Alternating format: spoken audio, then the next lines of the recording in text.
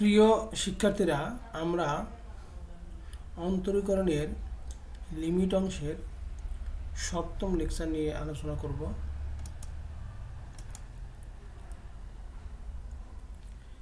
x সমান 0 বিন্দুতে 1 minus cos 7x by 3x square এর লিমিট আমরা নির্ণয় করব। আমরা একটু দেখি। Limit x tends to 0 1 minus cos 7x by 3x square. আমাদের এই ক্ষেত্রে যেরকম 1 মাইনাস cos 7x বা 1 মাইনাস cos mx থাকতে পারে বা 1 মাইনাস cos 8x থাকতে পারে, এরকম যাই থাকুক না কেন আমাদেরকে 1 মাইনাস cos 2x এর সূত্রে যেতে হবে। 1 মাইনাস cos 2x, তাহলে 1 মাইনাস cos 2x এর সূত্র কি? 2 sin স্কোয়ার x। আচ্ছা, তাহলে আমরা limit x tends to 0 1 minus cos 2 into 7x by 2 অর্থাৎ 1 মাইনাস cos 2x এই আকারটায় সাজালাম। x হলো আমাদের 7x বাই 2, তাহলে 1 মাইনাস cos 2x এর সূত্র কি? 2 sin স্কোয়ার x।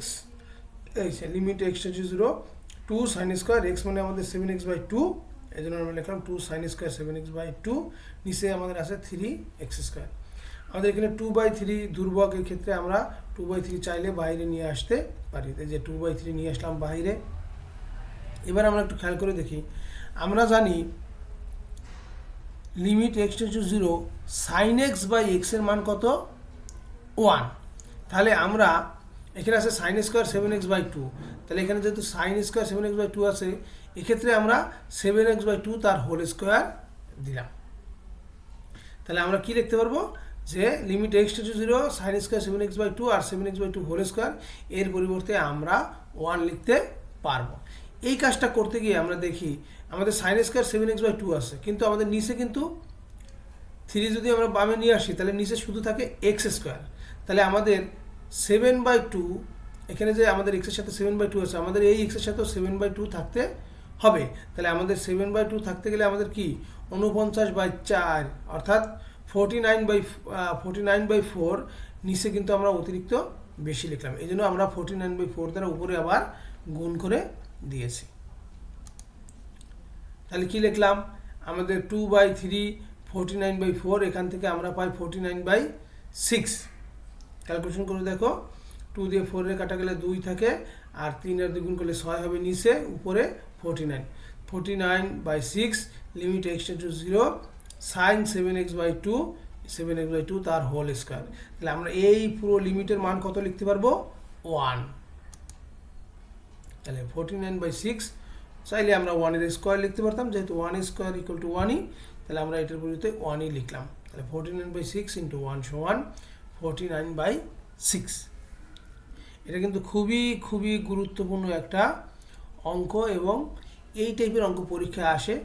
সেক্ষেত্রে আমাদের এই x এর জায়গায় পরিবর্তন হতে পারে, এখানে আমাদের যে 3 আছে তার জায়গায় পরিবর্তন হতে পারে। আমরা এই 7 এর জায়গায় আমরা চাইলে cos px দিতে পারি, cos mx, cos qx এরকম দিতে পারি, এবং পরে আমরা উদ্দীপকের ভিতরে বলতে পারি m সমান 4 হলে, m সমান 7 হলে, এরকম যে কোনো একটা সংখ্যা দিয়ে বলতে পারি লিমিট নির্ণয় করো।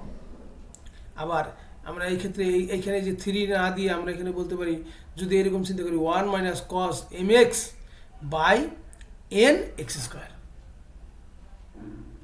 তখন আমরা উল্লেখ করে দিলাম m সমান 7 আর n সমান যদি 3 হয় তাহলে এটার লিমিট নির্ণয় করো। আমরা উদ্দীপকের ভিতরে সেক্ষেত্রে বলতে পারি f of x সমান 1 মাইনাস cos mx আর g of x সমান n x স্কোয়ার। পরে আমরা যখন অঙ্কটি চাবো তখন বলবো উদ্দীপকে m সমান 7 আর n সমান 3 হলে কি limit x tends to 0 f of x by g of x এর লিমিট নির্ণয় করো। ক্লিয়ার? ওকে, আমরা এইভাবে করব। তাহলে আমরা কত পেলাম? 49/6। আমরা এই অঙ্কটা এখানে করলাম বড় হিসেবে, অর্থাৎ এই অঙ্কটায় আমাদের 2 মার্কস অথবা 4 মার্কস, 2 মার্কসের চেয়ে 4 মার্কস থাকার সম্ভাবনা একটু বেশি থাকবে, কারণ আমরা উদ্দীপকের ভিতরে সেট করে দেব, সেখান থেকে মান বসিয়ে সূত্র প্রয়োগ করে করতে হবে, সেক্ষেত্রে হয়তো 4 মার্কস থাকবে। এই অঙ্কটাই আমাদের যদি পরীক্ষায়, আমি আবারও বলছি, পরীক্ষায় এই অঙ্কটা যদি MCQ হিসেবে আসে তাহলে আমরা কি করব আমি একটু দেখাই, তাহলে অঙ্কটা আমাদের করার দরকার হবে না। এখানে cos 7x আছে, তাহলে 7 এর স্কোয়ার কত? 49। এই যে দেখো উত্তরে 49 আছে 7 এর স্কোয়ার। আমাদের এখানে x স্কোয়ারের সহগ আছে কত? 3। 3 রে যদি আমরা 2 দিয়ে গুণ করি তাহলে হবে 6। অর্থাৎ আমাদের এই যে cos এর সাথে cos 7x, তো এই x এর সাথে সহগ হিসেবে যেটা আছে তার স্কোয়ার ভাগ x স্কোয়ারের সহগ যেটা আছে 2 ইন্টু সেই সহগ, তাহলে আমরা লিমিটের মান পেয়ে যাব। আমি আবারও বলছি, যদি 1 minus cos mx by N x square হতো তাহলে এই লিমিটের মান হতো m square by 2n। 1 minus cos mx by N x square x সমান 0 বিন্দুতে তার লিমিট হবে m স্কোয়ার বাই 2n।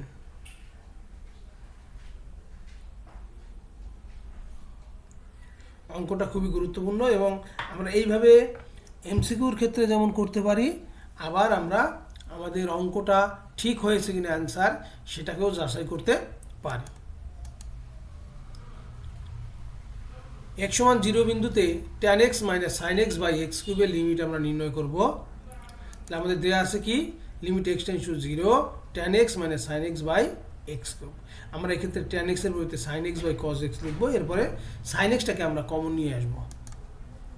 দেখি, limit x tends to 0 tan x এর পরিবর্তে আমরা sin x by cos x minus sin x, আর নিচে থাকলো x কিউব। আমরা এই ক্ষেত্রে এই যে এখানে সরলীকরণ হিসেবে আমাদের লসাগু হয় cos x, তাহলে sin x minus cos x into cos x। এইবার আমরা কি করছি, এখানে sin x যদি আমরা কমন নেই 1 মাইনাস cos x, নিচে আছে আমাদের cos x, আর এখানে নিচে যেহেতু আমাদের x কিউব আছে এটাকে আমরা 1 বাই x কিউব লিখলাম, অর্থাৎ উল্টে দিলাম, নিচেরটাকে x কিউবকে উল্টে দিলে 1 বাই x কিউব হলো। এবার আমরা একটু খেয়াল করে দেখি,